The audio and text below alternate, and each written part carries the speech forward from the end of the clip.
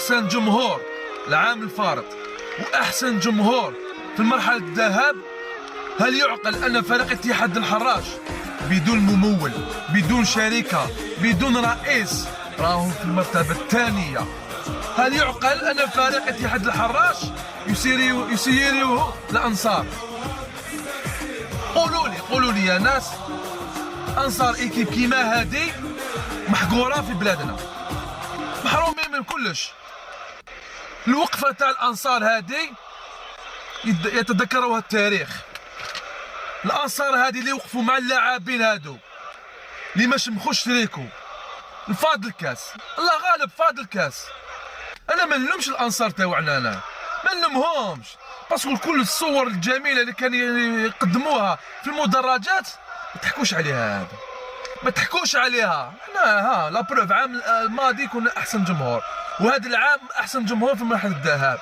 احنا المشكل داخليا في اتحاد الحراش، عندنا مرض في الحراش. كوم يجي خلاص فان داني يخرجونا المشاكل، يخرجونا الناس من العائله تاعنا يحبوناش الخير، ما يحبوناش نطلعوا، يديروا هذه البلبله ويديروا هذه الفتنه هذه ويقسموا الانصار.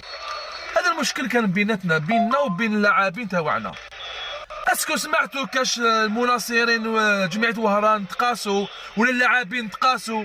ما كاش. احنا ما ندناوش للضيف، احنا هذا امر بيناتنا هذا الامر. غضب الانصار بسبب مردود اللاعبين تاوعنا، ما كناش نستناو المردود تاعهم هكذا يكون والنتيجه هكذا راح تكون.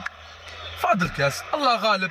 الصبر له حدود. الانصار ما نلومهمش انايا، وحنايا ما كناش نتوقعوا هذه النتيجه وهذا الاحداث هذه، وحنا ضد العنف. وجميع واحد اللي راهو يوسخ في صوره اتحاد الحراش وفي انصار اتحاد الحراش، قولوا ربي يجيب لك الشفاء. اخي غير ما كان اللي تبعنا حنايا، حنا الحراش، حنا ولادها، وحنا اللي نرفدوها. ديروا بيان في بالكم، التهوا بروحتيكم. اشباه الصفحات واشباه الفرق راهي تتكلم على الاحداث اللي صارت في الكاليتوس، ربي يهديكم. باسكو علاش جميع فرق تكون في مرحله فراغ، ولا يكون انصار تاعهم متعصبين ويستناو في الحلم تاعهم ويوقفوا مع الفريق تاعهم، انتم راكم تصيدوا في المياه العكيره، يجي كل واحد يجي دالته. هذا امر داخليا بيننا وبين اللاعبين. المهم ماشي غير الحراش اللي داروا هكذا، ماشي غير الحراش، ما تكبروش الحاله، وروا له الصوره الحقيقيه لمناصر اتحاد الحراش. هادروا الحقيقه، باسكو حنا نديرونجيوكم. حنا لو كان نطلعوا بريمير ديفيزيون نديرونجيوكم. حنا دوزيام ديفيزيون يسيروه الانصار وراهي في المرتبه الثانيه. هذا تسيير مراسل بكا. لو كانت مدونا الشركه تشوفوا حاجه واحده اخرى.